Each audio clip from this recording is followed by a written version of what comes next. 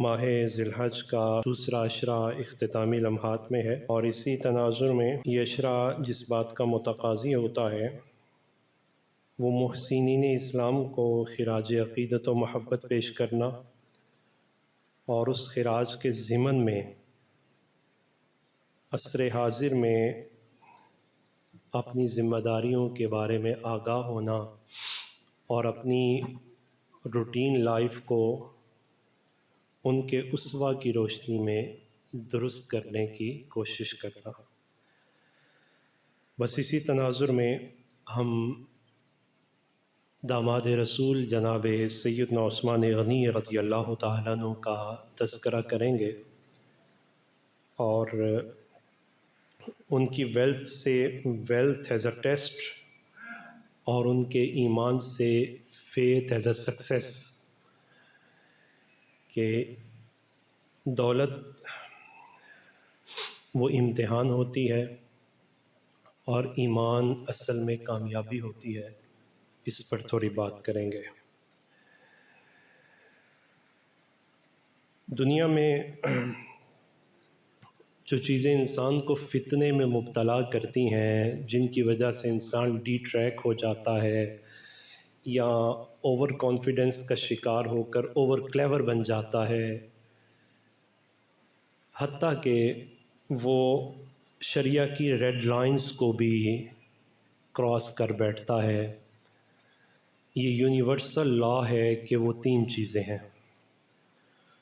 ان میں سے پہلا وہ مال ہے، اور قرآن مجید فرقان حمید میں اس مال کے بارے میں دونوں سائڈ سے بات کی گئی۔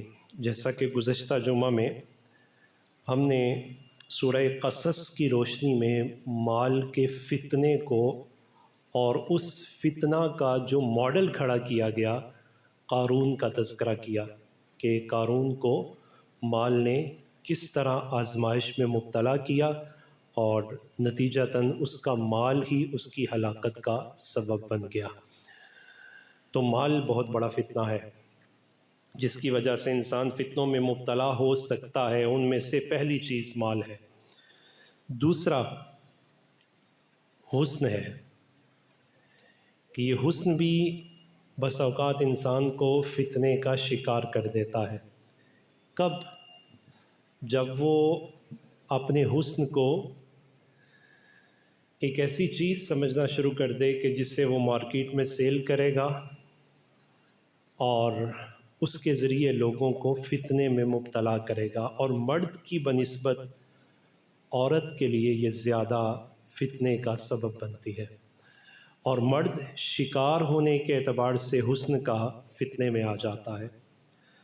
تیسری چیز منصب ہے، کسی رینک پر فائز ہو جانا ہے، کوئی عہدہ مل جانا ہے، کہ عہدے میں اپنے آپ کو بیلنس رکھنا، اعتدال پر رکھنا، اور ظلم سے بچنا، تعدی سے بچنا، اپنے امور اور ذمہ داریوں کو پوری طرح سر انجام دینا، یہ خال خال ہی کسی کے حصے میں آتا ہے، وگرنہ یہ عہدہ، منصب، اقتدار یہ ایسا نشہ ہے کہ جو انسان کو ظلم اور بے اعتدالی کی طرف لے جاتا ہے۔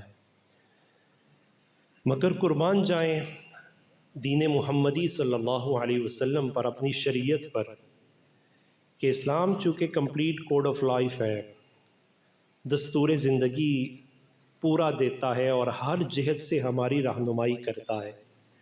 جہاں کوئی چیز آزمائش بننے لگتی ہے تو اس آزمائش سے نکلنے کا سلیقہ اسلام پہلے ہی سے سکھا دیتا ہے۔ کسی کو منصب ملنے لگے تو منصب سے پہلے اس منصب کے تقاضوں سے آگہی کا حکم دیتا ہے، اور جو بھی کیفیت جس بھی لیول پر انسان کو میسر آتی ہے اس کے بارے میں تربیت ہمارا اسلام فراہم کرتا ہے، اور اس تربیت کے لیے صرف تھیوری نہیں بلکہ ہمیں ماڈل بھی فراہم کرتا ہے۔ ہمارے آقا و مولا صلی اللہ علیہ وسلم، آپ نے جہاں اس امت کی تربیت کے لیے اللہ تعالیٰ کی طرف سے قرآن مجید فرقان حمید کی تعلیمات زندہ و تابندہ ہم تک چھوڑیں، اسی طرح ہمارے آقا و مولا صلی اللہ علیہ وسلم نے اپنا اسوہ کامل بھی چھوڑا ہے۔ پریکٹیکل لائف ہمارے آقا و مولا صلی اللہ علیہ وسلم کی موجود ہے۔ اور پھر اس سے اگلا مرحلہ کیا ہے کہ نبی پاک صلی اللہ علیہ وسلم کی اس پریکٹیکل لائف اور قرآن مجید فرقان حمید کی تھیری کے عملی نمونے بھی موجود ہیں، اور ان نمونوں میں جن کا پہلا نمبر آتا ہے وہ اصحاب رسول صلی اللہ علیہ وسلم ہے، کہ نبی پاک صلی اللہ علیہ وسلم کے صحابہ کی جو عملی زندگی ہے وہ قرآن کے نور سے بھی اور رسول اللہ صلی اللہ علیہ وسلم کے اسوہ سے بھی منور ہے۔ یہی وجہ ہے کہ وہ پورے پراؤڈ سے یہ بات کہا کرتے تھے۔ جناب حسان رضی اللہ تعالی عنہ فرمایا کرتے تھے، حضور قیامت تک جب بھی اچھے لوگوں کی بات کی جائے گی تو سب سے پہلے جن کا نام لیا جائے گا وہ آپ کے تربیت یافتہ صحابہ کا نام لیا جائے گا۔ انہی میں سے جناب سیدنا عثمان غنی رضی اللہ تعالیٰ عنہ ہیں۔ اللہ تعالیٰ نے مال بھی دیا ہے، حسن بھی دیا ہے اور منصب بھی عطا فرمایا ہے۔ مال کی کیفیت کیا ہے کہ مکہ کے شہزادے ہیں، اور میں آگے جا کے اگر موقع ملا تو اس پر بات کروں گا کہ جو ٹریڈ ہوتی ہے اس پر بہت زیادہ استحکام ہوتا ہے ملکی معیشت کا، اکانومی کا، اور اس اکانومی میں جو زیادہ لوگ کردار ادا کرتے ہیں وہ ہیں جو امپورٹر بھی ہیں اور ایکسپورٹر بھی ہیں، جو اپنے وطن کے اندر بھی اور وطن سے باہر انٹرنیشنل لیول پر بھی تجارت کرتے ہیں۔ جناب سیدنا عثمان غنی رضی اللہ تعالیٰ عنہ کی حیثیت کو بس اسی اعتبار سے سمجھ لیجئے کہ آپ خود عرب میں بھی، عرب کی ریاستوں میں بھی، اور جہاں تک ممکن ہوتا تھا آپ باہر بھی تجارت کرتے تھے، مال منگواتے بھی تھے اور مال بیچتے بھی تھے۔ تو مالی اعتبار سے اتنے مستحکم تھے کہ مکہ کی اکانومی میں اور اس کی مضبوطی میں اور اس کے استحکام میں اس خاندان کا ایک بنیادی کردار موجود تھا۔ اور دوسرا تھے قریشی، اور قریشی اور تھے بھی عربی، حسن و جمال میں منفرد تھے۔ تو جناب عثمان غنی رضی اللہ تعالیٰ عنہ کو مکہ کا شہزادہ کہا جاتا تھا، نام و ناز میں بھی پلے ہوئے تھے اور ساتھ ہی ساتھ فراوانی بھی ہر چیز کی موجود تھی، تو آپ حسن و جمال کے بھی پیکر تھے۔ اور تیسرا مرحلہ کہ اسلام سے قبل بھی اور اسلام کے بعد بھی کسی نہ کسی منصب پر فائز رہے، اور اسلام کے بعد تو حسن ہی اعلیٰ ہو گیا نا کہ اللہ سبحانہ تعالی کی خصوصی عنایت سے امت مسلمہ کے تیسرے خلیفہ ہونے کا اعزاز بھی حاصل کر لیا۔ تو یہ اتنے بڑے مناصب پر، اور اسلام سے پہلے ambassador, negotiator who, spokes person who یا ایمبیسیڈر ہو، ان تینوں اعتبار سے جناب عثمان غنی رضی اللہ تعالیٰ عنہ انفرادی حیثیت رکھتے تھے۔ یعنی قریش کی بات کسی جگہ کرنی پڑتی ایز اے نیگوشیٹر، بات چیت کے بات منوانے کا فن وہ جناب عثمان غنی رضی اللہ تعالیٰ عنہ جانتے تھے، اور اگر کسی جگہ ڈیفینڈ کرنا پڑتا قریش کو اپنی تجارت کو، اپنے معاملات کو، تو بینگ اے اسپوکس پرسن آپ کی گفتگو میں منطق، لاجک موجود ہوتی، وزن موجود ہوتا، اور دوسرا آپ کی بات کا انکار نہیں کر پاتا تھا۔ اور اگر کسی جگہ آپ کو بھیجا جاتا، یہ جہاں الفاظ میں فرق موجود ہے وہاں ذمہ داریوں میں فرق موجود ہے، کہ آپ کو بھیجا جاتا کہ جا کر اپنی بات منوا کے آئیے، آپ ہماری طرف سے نمائندہ ہیں، ایمبیسیڈر ہیں، تو آپ جہاں جاتے اپنی بات کا سکہ منوا کر آتے تھے۔ تو یہ کیفیت جناب عثمان غنی رضی اللہ تعالیٰ عنہ کی پہلے سے، اسلام سے پہلے موجود تھی، اور اسلام کے بعد تو پھر مناصب بھی بدل گئے، اور بدلتے بھی کیوں نہ، جانے دو عالم صلی اللہ علیہ وسلم ارشاد فرماتے ہیں خیارکم فی الجاہلیتی خیارکم فی الاسلام، جو اسلام سے پہلے جاہلیت میں اعلیٰ تھا نا تو اسلام آپ کے ٹیلنٹ کو ڈسٹرائے نہیں کرتا، اسے ضائع نہیں کرتا، بلکہ اسلام تو اسے پالش کرتا ہے۔ ارے جب تک ان کے پاس قرآن کا نور نہیں تھا، مصطفیٰ کریم کے انوار و تجلیات نہیں تھی، تو کیفیات یہ تھیں۔ جب قرآن کا رنگ اور حضور کے اسوہ کا رنگ چڑھا ہوگا تو پھر کیفیات کا عالم کیا ہوگا؟ تو خیارکم فی الاسلامی خیارکم فی الجاہلیتی اذا فقہوا، کہ جب اسلام کا رنگ ان پر چڑھ جاتا ہے اور وہ اسے سمجھتے ہیں اور سمجھنے کے بعد اس میں اتر جاتے ہیں تو وہ ایسے پالش ہو جاتے ہیں، ایسے نکھر جاتے ہیں کہ قیامت تک آنے والوں کے لیے انہیں آئیڈیل بنا دیا جاتا ہے۔ تو جناب عثمان غنی رضی اللہ تعالیٰ خود ایک جگہ فرماتے ہیں یہ تین چیزیں چونکہ فتنوں میں انسان کو مبتلا کرتی ہیں، اسلام سے قبل بھی اور اسلام کے بعد بھی جناب عثمان غنی رضی اللہ تعالیٰ عنہ کی کیفیت کیا ہے؟ وَأَيْمُ اللَّهِ، اپنے بارے میں گواہی دینا قدر مشکل ہوتا ہے۔ اللہ تعالیٰ کسی ایسی آزمائش سے انسان کو محفوظ رکھے کہ جہاں خود بندے کو اپنی گواہی دینی پڑے، یہ بہت مشکل کام ہوتا ہے۔ وہاں ایک ہی سہارا باقی رہتا ہے اور وہ ہے قسم کا سہارا۔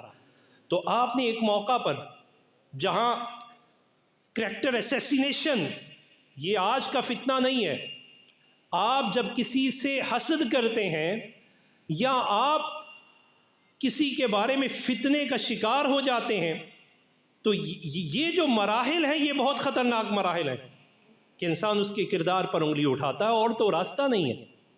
تو جناب عثمان غنی رضی اللہ تعالیٰ نے ایک موقع پر جلالی کیفیات میں پھر اس راستے کو اختیار کیا اور قسم کے لیے ایک منفرد جملہ اختیار کیا، وَأَيْمُ اللَّهِ، واللہ باللہ تعالیٰ، یہ سارے الفاظ قسمیہ ہیں اور قسم اٹھائی کیوں جاتی ہے کہ کسی محترم چیز کا ذکر کر کے اپنی بات کو مضبوط کر لینا، اپنے کردار یا اپنے قول کی حفاظت کر لینا۔ جناب عثمان غنی رضی اللہ تعالیٰ عنہ نے وہ عمومی الفاظ قسمیہ کو چھوڑ کر خصوصی الفاظ قسمیہ جو عرب کے ہاں غیر معمولی سمجھے جاتے تھے ان کو اختیار کیا اور کہا وَأَيْمُ اللَّهِ، اللہ کی قسم، مَا زَنَيْتُ فِي جَاهِلِيَّةٍ وَلَا إِسْلَامٍ وَمَا اسْتَطَعْتُ لِلْإِسْلَامِ إِلَّا حَيَاءً۔ ایم اللہ، اللہ کی سب سے بڑی قسم اٹھا کے کہتا ہوں، نہ زمانہ جاہلیت میں اور نہ اسلام میں میں کسی گناہ کے قریب گیا۔ میں نے اپنے دامن کو حیا کے ساتھ مزین رکھا ہے اور جب سے مسلمان ہوا ہوں کسی گناہ اور بدکاری کی گرد بھی میرے قریب نہیں آئی ہے۔ پھر جانے دو عالم صلی اللہ علیہ وسلم نے اس پر مہر لگائی۔ زواج مطہرات عرض کرنے لگی، حضور آپ سب سے حیا کرتے ہیں لیکن اپنے عثمان سے بڑی حیا کرتے ہیں، وجہ کیا ہے؟ تو نبی پاک صلی اللہ علیہ وسلم نے فرمایا، کیا میں اس سے حیا نہ کروں جس سے اللہ کے فرشتے بھی حیا کرتے ہیں؟ اس سے اللہ کے فرشتے حیا کرتے ہیں، میں اس سے حیا نہ کروں؟ یعنی یہ ایسی سیٹیفائیڈ شخصیت ہو گئی حیا کے معاملہ میں، اور ان کی قسم کا انعام مصطفیٰ کریم علیہ الصلوۃ والسلام نے خود اس سند کی صورت میں انہیں عطا فرمایا۔ اب یہاں مجھے اور آپ کو جو پہلا سبق لینا ہے کہ فیتھ ایز اے سکسیس، ایمان بندے کو کیسے کامیاب کرتا ہے۔ مال ہو، حسن ہو یا منصب ہو، اگر ایمان فائق ہو تو بندہ محفوظ رہ جاتا ہے، اور اگر ایمان کو انسان پسے پشت ڈال دے تو پھر یہ چیزیں انسان کے لیے آزمائش بن جاتی ہیں اور انسان فتنوں میں مبتلا ہو جاتا ہے۔ تو مجھے اور آپ کو ہمیشہ جس منصب پر بھی ہم پہنچ جائے، حسن کیسے ہی آشکار کیوں نہ ہو جائے، مال کیسا ہی کیوں نہ آ جائے، ہمیں شریعہ کے امبریلا سے اور شریعہ کی ریڈ لائن کو کبھی بھی کراس نہیں کرنا چاہیے، اسی کے تحت رہنا چاہیے، تاکہ یہ جو ویلتھ ہے وہ مال کی صورت میں ہو، حسن کی صورت میں ہو، جمال کی صورت میں ہو یا عہدہ کی صورت میں ہو، وہ ہمارے لیے کوئی ٹیسٹ کیس نہ بن جائے، بلکہ ہمارا ایمان ان تمام کو ہمارے لیے نجات کا ذریعہ بن جائے۔ دوسری بات، جناب سیدنا عثمان غنی رضی اللہ تعالیٰ عنہ، آپ کی نسبت، اور انسان کو اگر کوئی نسبت حاصل ہو جائے تو اس نسبت کا لحاظ اور پاس بھی کرنا چاہیے۔ ہم جس دنیا میں رہتے ہیں یہاں ہر انسان کنیکشن سے، اپنے ریلیشن سے، اپنی جو ایسوسیشنز ہیں ان کے ذریعے پہچانا جاتا ہے، تعلقات کے ذریعے، نسبتوں کے سہارے پہچانا جاتا ہے اور نسبتوں کے ذریعے سے ہی عزت پاتا ہے۔ مگر کائنات کی ساری عزتوں والے نسبتیں ترازو کے ایک پلڑے میں رکھ دی جائیں اور دوسری طرف حضور کی نسبت رکھ دی جائے تو یہی فائق ہو جاتی ہے۔ ساری عزتیں ہیج اور نبی پاک صلی اللہ علیہ وسلم کی نسبت تمام نسبتوں پر فوقیت لے جاتی ہے، کیونکہ یہ وہ نسبت ہے جو ہر عظمت کا سر چشمہ ہے۔ باقی نسبتیں صرف عزت دیتی ہیں، اور یہ وہ نسبت ہے جو عزت بھی دیتی ہے اور نجات بھی دیتی ہے۔ باقی ساری نسبتیں قبر کے دہانے پہنچ پر ختم ہو سکتی ہیں، لیکن نسبت مصطفی کا اعزاز قبر کو منور کرتا ہے اور حشر میں شفاعت کا ذریعہ بن جاتا ہے۔ نبی پاک صلی اللہ علیہ وسلم آپ کی نسبت، اور اس تناظر میں یہ بات بھی یاد رکھیے کہ یہ نسبت خون، نسل، رنگ یا جغرافیے کی محتاج نہیں ہوتی، بلکہ یہ دل کی پاکیزگی اور روح کی وارفتگی سے قائم ہوتی ہے۔ ذرا چشمے تصور میں جائیے، جس کو ایک نسبت حاصل ہو جائے تو وہ رنگ کا کالا ہی کیوں نہ ہو، ہونٹ اس کے موٹے ہی کیوں نہ ہو، تو اسے اس نسبت کی بنیاد پر کعبے کی چھت پہ کھڑا کیا جاتا ہے، اور جب کعبے کی چھت پہ کھڑا ہو کر وہ اللہ اکبر کہتا ہے تو جناب عمر بھی اس کی دست بوسی کو اعزاز سمجھتے ہوئے کہتے ہیں، آتک سیدنا سیدنا، آتک سیدنا سیدنا، کہ ہمارے سردار نے ہمارے سردار کو آزاد کیا ہے۔ اور قیامت تک جب ان کا نام لیا جاتا ہے تو صرف بلال نہیں رہتے بلکہ سیدنا بلال بن جاتے ہیں، چونکہ نسبت مصطفی صلی اللہ علیہ وسلم کا اعزاز انہیں حاصل ہو جاتا ہے۔ یہ نسبی نہیں ہے، اور جنہیں نسبی نسبت حاصل ہو جائے، اور پھر نسبی نسبت میں مقام کی کیفیات کیا ہے کہ نبی پاک صلی اللہ علیہ وسلم خاندان قریش سے ہیں، تو یہ جناب عثمان غنی رضی اللہ تعالیٰ عنہ والد کے اعتبار سے بھی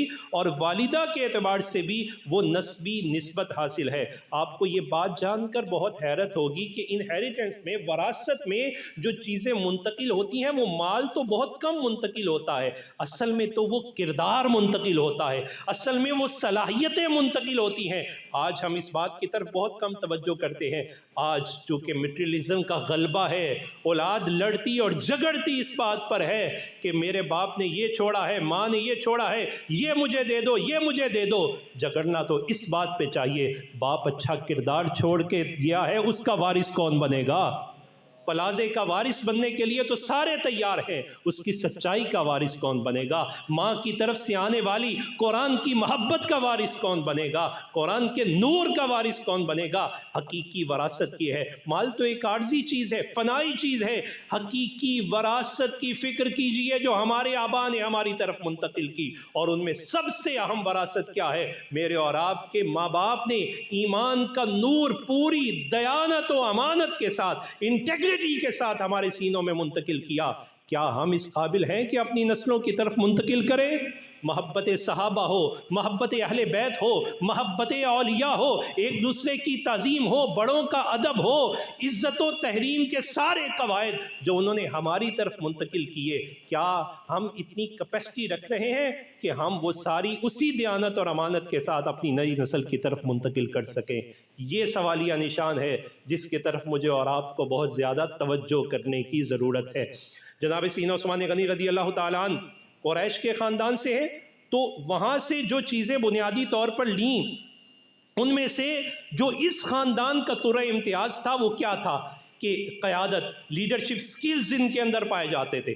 ثانیاً ڈپلومیٹک مشن کے یہ امین تھے اور ڈپلومیٹک سائیکی کو سمجھتے تھے، سفارت کاری کیسے کی جاتی ہے اور اس سفارت کاری کے لیے کن کن چیزوں کی ضرورت ہوتی ہے، اس کے لیے زبان، منطق، لاجک، فصاحت اور پھر اپنی بات منوانے کا انداز، الفاظ کا انتخاب، یہ ساری چیزیں اس خاندان کا طرح امتیاز تھی، والدہ سے بھی اور والد سے بھی۔ اور جناب سیدنا عثمان غنی رضی اللہ تعالیٰ عنہ نے اس کی بھی پوری طرح حفاظت فرمائی، اور ہوتا بھی کیوں نہ، چونکہ رب تعالیٰ کے محبوب فرماتے ہیں اللہ تعالیٰ نے سب سے اعلیٰ خاندان میں مجھے پیدا فرمایا ہے، اور اسی اعلیٰ خاندان کی نسبت کا اعزاز جناب سیدنا عثمان غنی رضی اللہ تعالیٰ عنہ کو بھی نبی پاک صلی اللہ علیہ وسلم کے اس خاندان کا اعزاز اللہ تعالیٰ نے عطا فرمایا۔ دوسرا، جناب سیدنا رسول اللہ صلی اللہ علیہ وسلم کی سگی پھوپھی زاد ہمشیرہ، جو کہ جناب رسول اللہ صلی اللہ علیہ وسلم کے خاندان کے ایک کنیکشن میں جناب سیدنا عثمان غنی رضی اللہ تعالیٰ عنہ کا رشتہ اتنا کلوز ہو جاتا ہے کہ آپ نبی پاک صلی اللہ علیہ وسلم کے بانجے ہونے کا اعزاز بھی پاتے ہیں۔ اور تیسرا، اس نسبت کا تو ثانی کوئی نہیں کائنات میں، اور وہ نسبت کیا ہے؟ میں اور آپ اگر آج اپنا داماد انتخاب کرتے ہیں تو کتنا اسے دیکھتے ہیں، چھان بین کرتے ہیں، اور چھان بین کرنے کے بعد پھر اپنی بیٹی اس کے ساتھ منسلک کرتے ہیں۔ ذرا تصور کریں، جن کا انتخاب صرف رسول اللہ نے نہیں بلکہ رسول اللہ کے خدا نے فرمایا ہوا، اور ایک مرتبہ نہیں 2 مرتبہ فرمایا ہو، اور جنہیں ذوالنورین کہا جاتا ہے۔ سیدی اعلیٰ حضرت فرماتے ہیں، نور کی سرکار سے پایا دوشالہ نور کا، ہو مبارک تجھ کو ذوالنورین جوڑا نور کا، کہ نبی پاک صلی اللہ علیہ وسلم کی 2 صاحبزادیاں یکے بدیگرے جناب سیدنا عثمان غنی رضی اللہ تعالیٰ عنہ کے عقد میں آتی ہیں، اور یہ اعزاز کہ ایک نبی کی 2 بیٹیاں، یہ اعزاز سوائے عثمان غنی کو اللہ نے کسی اور کو عطا نہیں فرمایا۔ اتنا بڑا اعزاز جناب سیدنا عثمان غنی رضی اللہ تعالیٰ عنہ کا۔ اب ذرا ان نسبتوں سے ان کی حفاظت کیا ہے، جس کی طرف ہم بات لے جانا چاہتے ہیں۔ نسبت مل جانا یہ کمال تو ہوتا ہی ہے، لیکن اسے محفوظ رکھنا اور اس نسبت کا جو کردار ہے اس کی حفاظت کرنا، یہ سب سے اہم پہلو ہوتا ہے۔ جناب سیدنا عثمان غنی رضی اللہ تعالیٰ عنہ ہجرت کا 6واں سال ہے، اور نبی پاک صلی اللہ علیہ وسلم عمرہ کی غرض سے، ارادہ عمرہ کے ساتھ مکہ کی طرف روانہ ہونے لگے ہیں، اور ادھر فیک نیوز، اس دور کا میڈیا، اس نے ایک خبر چلا دی۔ انہوں نے کہا یہ تو مکہ پر چڑھائی کے لیے آ رہے ہیں، اٹیک کرنا چاہتے ہیں۔ نبی پاک صلی اللہ علیہ وسلم تک وہ خبر ریورس ہوئی، واپس آئی کہ یہ اس طرح وہاں کیفیات ہیں، اور اہل مکہ تو ہمارے ساتھ جنگ و جدال پر اتر آئیں گے۔ تو نبی پاک صلی اللہ علیہ وسلم نے یہاں جو ہی خبر پہنچی تو رسول اللہ صلی اللہ علیہ وسلم متفکر ہوئے۔ اسی دوران نبی پاک صلی اللہ علیہ وسلم جس اونٹنی پر سوار تھے، نبی پاک صلی اللہ علیہ وسلم کی اونٹنیاں، سواریوں کی بھی کیا شان ہے۔ فتح مکہ کے موقع پر جو اونٹنی ہے اس کی کیفیت اور ہے، اور آج جو اونٹنی ہے اس کی کیفیت اور ہے۔ اس کا نام ہے قصوہ۔ تو یہ اس اونٹنی پر سوار تھے رسول اللہ صلی اللہ علیہ وسلم، تو اچانک یہ بیٹھ گئے۔ نبی پاک صلی اللہ علیہ وسلم نے فرمایا مسئلہ حل ہو گیا، آج یہ اونٹنی بیٹھی نہیں بٹھائی گئی ہے۔ کیا فرمایا؟ امام بخاری علیہ رحمہ نے الصحیح المسند المختصر من امور رسول اللہ صلی اللہ علیہ وسلم المعروف به الصحیح بخاری، اس میں یہ الفاظ نقل کیے، ما خلت القصوى وما ذاك بها بخلق ولكن حبسها حابس الفیلا۔ ارے دیکھنے والو سارے سن لو، یہ جو میری اونٹنی ہے نا، اس کی یہ عادت ہی نہیں ہے، اس کی نیچر میں بے وفائی ہے ہی نہیں۔ میں سوار ہوں، یہ رک جائے اور بیٹھ جائے، یہ نہیں ہو سکتا۔ جو مصطفیٰ کریم اپنی سواریوں پر اتنا اعتماد کرے، ذرا تصور کریں وہ اپنے صحابہ پر کتنا اعتماد کرتے ہوں گے۔ جن کی سواری ان سے بے وفائی نہیں کر سکتی، ان کے صحابہ ان سے بے وفائی کیسے کر سکتے ہیں؟ فرمایا یہ اونٹنی میری ہے، بے وفائی نہیں کر سکتی، یہ رک نہیں سکتی، ٹھہر نہیں سکتی۔ آج اسے روکا گیا ہے۔ صحابہ کے ذہن میں سوال آیا، سسپینس پیدا ہو گیا، تعجب آیا، کس نے روک دیا؟ تو خود اس تعجب کو دور کیا، وَلَكِنْ حَبَسَهَا حَبَسَ الْفِيلِ۔ آج اسی رب نے بٹھایا ہے جس نے ہاتھیوں کو مکہ میں جانے سے روک دیا تھا۔ کہ وہ فیل کا پورا واقعہ، الم تر کیف فعل ربک باصحاب الفیل، یہ وہ واقعہ کی طرف اشارہ کیا۔ فرمایا ہاتھیوں کو روک دیا گیا تھا، آج میری اونٹنی کو روک دیا گیا ہے، اللہ نے اسے بٹھا دیا ہے۔ اب اس بٹھانے میں حکمت کیا تھی کہ آپ یہاں رک جائیے، اور آپ اپنا سفیر اور نمائندہ بھیجیے، اور ان پر جا کر بات کو واضح کر دیا جائے کہ ہم ارادہ عمرہ سے آئے ہیں، ہمارا کوئی تنازع کھڑا کرنا، کوئی جنگ و جدال یہ ہمارے ارادوں میں سے نہیں ہے۔ قافلہ روک دیا گیا۔ نبی پاک صلی اللہ علیہ وسلم نے اب انتخاب فرمانا ہے سفیر کا۔ یہاں ایمبیسیڈر کی ذمہ داریاں کون بیان کرے گا کہ اپنا موقف وہاں جا کے ثابت کرنا ہے اور ان کو اس بات پر قائل کرنا ہے۔ تو جناب رسول اللہ صلی اللہ علیہ وسلم جس شخصیت کا انتخاب کیا وہ جناب سیدنا عثمان غنی رضی اللہ تعالیٰ عنہ۔ یہ بات ہمیشہ پیش نظر رہے کہ اسلام میں دو شخصیات جناب سیدنا عمر رضی اللہ تعالیٰ اور جناب عثمان غنی رضی اللہ تعالیٰ عنہ یہ بہت ہائی پروفائل قسم کے ایمبیسیڈر تھے، چونکہ خاندانی اس سفارت کاری کی کیفیات جانبین سے ان کو حاصل تھی۔ جناب عثمان غنی رضی اللہ تعالیٰ عنہ کا انتخاب جناب عمر رضی اللہ تعالیٰ عنہ سے بھی بڑھ کر ہو گیا۔ یہ جزوی فضیلت تھی، کیوں؟ اس وجہ سے کہ اس وقت جو مکہ میں موجود اس افواہ کے اور مکہ میں جو جدال کی طرف جانا چاہتے لوگ تھے وہ جناب عثمان غنی رضی اللہ تعالیٰ عنہ کے زیادہ قریب تھے۔ جو سفارت کار کو سفارت کاری کی ذمہ داری دیتا ہے، ذرا اس کی فراست بھی تو دیکھیے نا، کہ نبی پاک صلی اللہ علیہ وسلم نے موقع کے مطابق کیسے انتخاب فرمایا ہے۔ جناب سیدنا عثمان غنی رضی اللہ تعالیٰ عنہ کا سفیر بنا کر مکہ روانہ کر دیا تاکہ اہل مکہ کو باور کروائیں کہ ہم جنگ کے ارادے سے نہیں آئے بلکہ ہم تو عمرہ کرنے کے لیے آئے ہیں۔ جناب عثمان غنی رضی اللہ تعالیٰ عنہ وہاں پہنچ گئے۔ اب پہنچے تو ایک اور افواہ اڑ گئی۔ یہاں خبر ہے سوشل میڈیا کی اس دنیا میں رہنے والوں کے لیے، ایک چھوٹے سے کلک پر کسی کی کریکٹر اسیسینیشن کرنے والوں کے لیے، ایک چھوٹی سی اڑتی ہوئی ہوا جس کی جس کا وجود موجود نہ ہو، کسی کی زندگی کے پورے کردار کو تباہی کے دہانے پر لے جانے والوں کے لیے کیا خبر ہے کہ جناب عثمان غنی رضی اللہ تعالیٰ عنہ کے بارے میں خبر پھیلا دی گئی کہ ان کو تو شہید کر دیا گیا ہے۔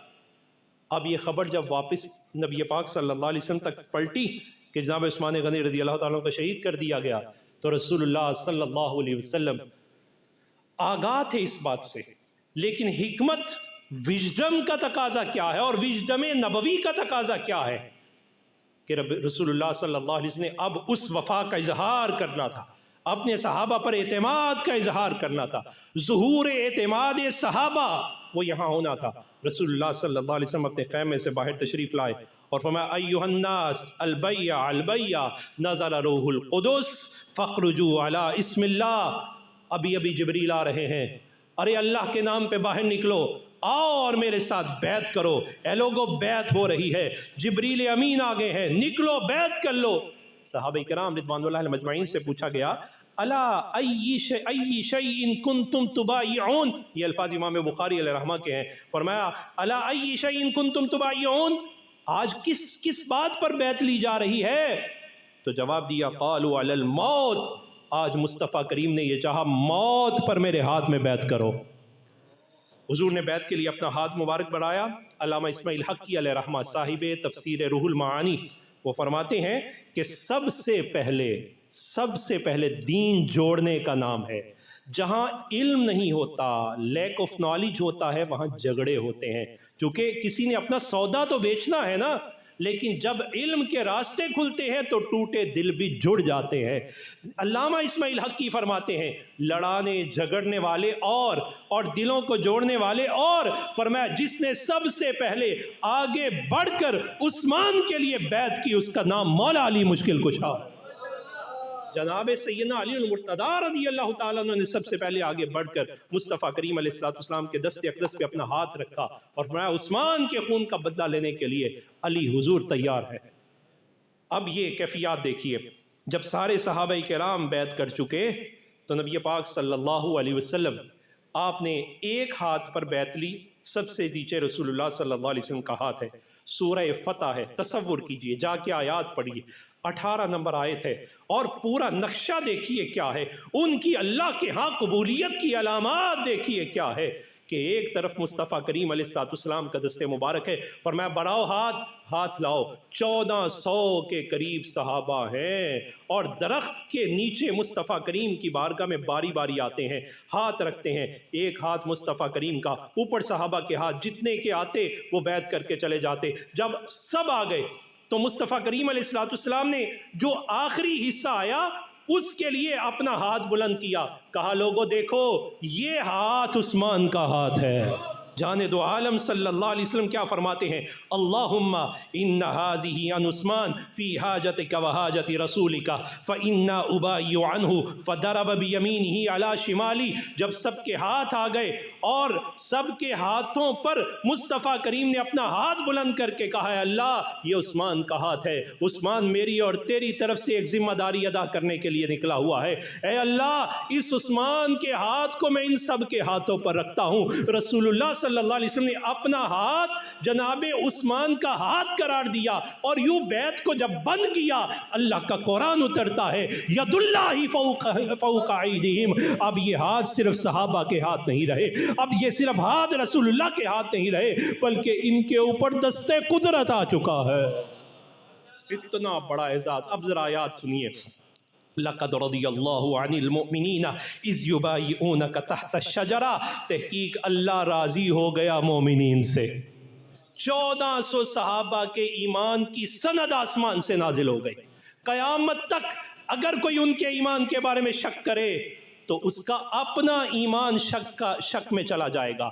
یہ بتانا چاہتا ہے آج دنیا میں تنقیص کی جاتی ہے، کریکٹر اسیسینیشن زوروں پر ہوتی ہے. آج دنیا میں ہم ایک دوسرے پر الزام تراشیاں نہ جانے کیا کرتے ہیں، اور بسا اوقات مذہب کا بھی غلط استعمال کر کے تکفیر تک جایا جاتا ہے جسے بالکل جائز نہیں سمجھا گیا. ہمیں تو لوگوں کو بچانا اور محفوظ کرنا ہے. ذرا اس بدبخت کے بارے میں تصور کیجئے جو عام مسلمان کو نہیں صحابہ کے بارے میں اتنا بڑا الزام لگا دے. وہ صحابہ جن کے ایمان کی سند قرآن دے رہا ہے. لقد رضی اللہ عن المؤمنین. اللہ مومنوں سے راضی ہو گیا. کب؟ نقشہ اور تصویر بھی کھینچ دی. اذ یبایعونک تحت الشجرہ. اے محبوب جب وہ آپ کے ہاتھ پر بیعت کر رہے تھے اور درخت کے نیچے تھے، درخت کے نیچے تھے. اور پھر قرآن کیا کہتا ہے؟ سورہ فتح آیت نمبر 18 ان الذین یبایعونک انما یبایعون اللہ. اے محبوب یہ آپ سے نہیں، یہ تو اللہ سے وفا کر رہے ہیں. ید اللہ فوق ایدیہم. اللہ نے ان کی بیعت کو قبول کر لیا ہے اور انہیں اپنے دستے قدرت، اس کی شان، اس کا ید کیسا ہے، ید اللہ کا اعزاز ان کو عطا فرما دیا ہے. پتہ چلا کہ جو صحابہ جن کے نام پر بیعت کر رہے ہیں اگر ان کا اعزاز یہ ہے تو خود عثمان غنی کا اعزاز کیسا ہوگا، ان کا مقام و مرتبہ کیسا ہوگا. لہٰذا ہم سب کو اس پہلو کی طرف توجہ کرتے ہوئے اپنے عقیدے کو بھی مضبوط کرنا چاہیے. کسی کے بارے میں بھی، کسی کے ایک عام مومن کے بارے میں بھی ہمارا یہ کام نہیں کہ ہم اسے اسلام سے خارج کریں. ہماری یہ ذمہ داری ہے کہ ہمیں اسے اسلام میں داخل کرنا ہے. وہ غلطی پر ہے تو اسے راہ راست پر لانا ہے. تو اگر عام مسلمان کے بارے میں اتنا نظریہ محفوظ ہونا چاہیے تو صحابہ کے بارے میں نظریہ کتنا محفوظ ہونا چاہیے. اللہ تعالیٰ مجھے آپ کو ایمان کی حفاظت